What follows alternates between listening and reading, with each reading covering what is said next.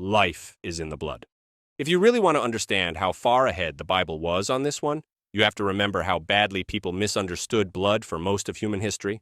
We look at medicine today, blood tests, IV fluids, transfusions, and it all feels obvious, but it wasn't.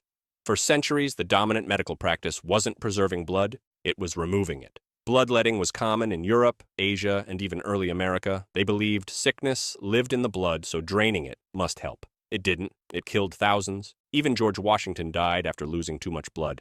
Why? Because they didn't understand circulation. They didn't know blood carried oxygen. They didn't know it transported nutrients, removed waste, regulated temperature, or defended the body against disease. They didn't know blood was the communication network of the entire body, a living river that keeps every cell alive. But Scripture spoke that truth long before medicine caught up. Leviticus 17:11 declares, "For the life of the flesh is in the blood." Not metaphorically, not symbolically, literally. Your life depends on what flows through your veins. The Bible tied life directly to blood in an era when most people thought illness came from bad air, demons, or bodily humors that needed balancing. Modern biology simply reveals the depth of what God was already saying.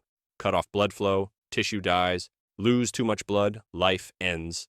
Damage its components, and every system suffers. Even our language remembers this truth. Lifeblood, bloodline, heartbeat of a nation. We instinctively feel what Leviticus said plainly long before microscopic science existed. Life is carried in blood.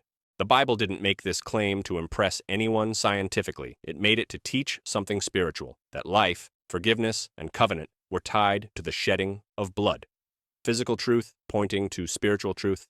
Biology echoing theology. So when modern medicine finally mapped circulation in the 1600s, and when hematology uncovered the dozens of life-sustaining functions of blood, it didn't correct Scripture. It confirmed what God had already woven into the human body and into biblical revelation. The more we learn about blood, the more Leviticus sounds less like an ancient guess and more like a foundational truth spoken by the one who designed life in the first place.